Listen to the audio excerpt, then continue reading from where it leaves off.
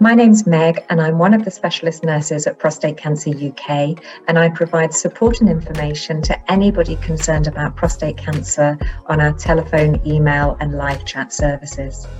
Today, we're very lucky to be joined by Sarah, who's an osteoporosis nurse specialist and clinical advisor to the Royal Osteoporosis Society.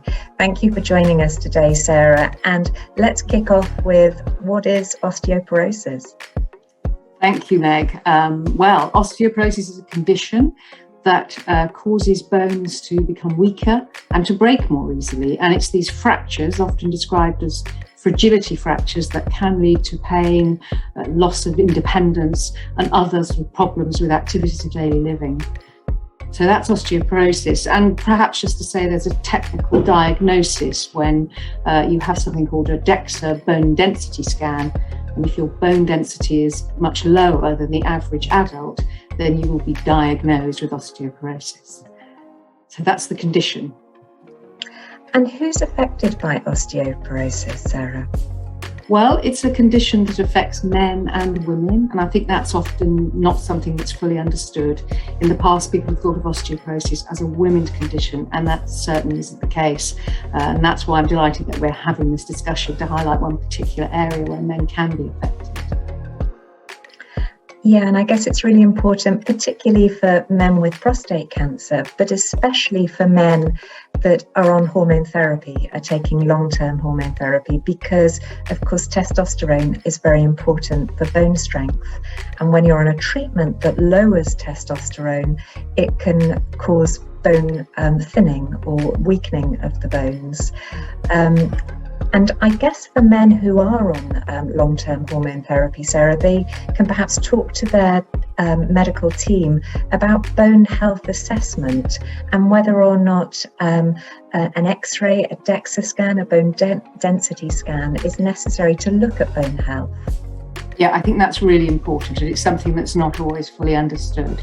You're absolutely right. If you're starting on these type of therapies, and perhaps a mention of glucocorticoid steroids, which I know are sometimes used in the treatment of prostate cancer, and those too can have an effect on bone strength. So yes, if you're on these treatments, particularly long term, then have a chat with your healthcare professional, your doctor, and it may be that you need something called a fracture risk assessment. So that's looking at your bone health as a whole, including most likely this bone density scan result, and deciding if you need some sort of special drug treatment to strengthen your bones and prevent or reduce the risk of fractures in the future.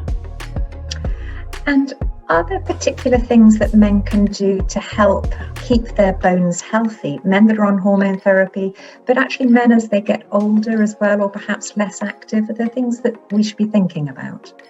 Yes, absolutely. And first, perhaps to say that the great news is the sort of things you need to do for your bones are exactly the same as the sort of things that you need to do for your heart health and as well to reduce risk of cancer. So that's good news. And first of all, it's healthy eating.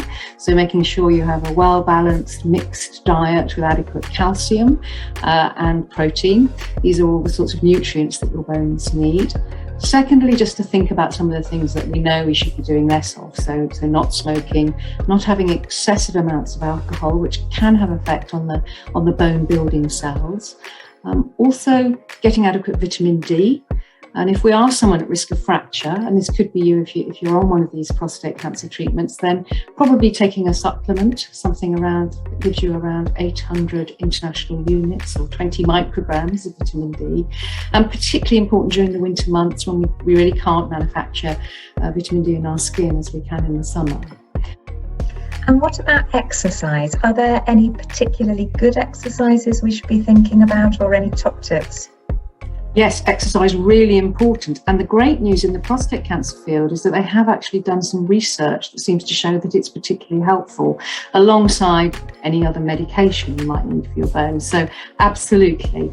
And the types of exercise, well, we know something called weight-bearing exercise, and that's when your body's weight is pulling on your skeleton. You're usually standing, and adding a bit of force behind that. So if you are well and fit and you can do a little bit of jogging, a little bit of low-level jumping, running, that kind of thing, then that's really going to optimize your bone health, alongside what we call muscle resistance exercise. So that's really working your muscles if you can. And the other thing is muscle strengthening is great because it, alongside balance exercise, can make sure you don't fall over. And we do know as we get older, unfortunately, we're more likely to fall. So I would absolutely say exercise needs to be part of that kind of positive bone health approach. So this sounds like a really important issue, and I know it can be worrying thinking about another potential side effect to treatment, but what you've talked about, Sarah, are really positive changes that you can make to keep bones healthy. But if people are wanting more support or information, where can they go for more information about healthy bones? Well, certainly at the charity, at the Royal Osteoporosis Society, we've got lots of information. We did a big project around exercise a couple of years ago. So we have videos, fact sheets. We also have a specialist nurse-led helpline, and all the nurses will be very happy to go through things and discuss you and your individual situation so that you can go forward in a positive way and make some good changes for your bone health. Sarah, thank you so much.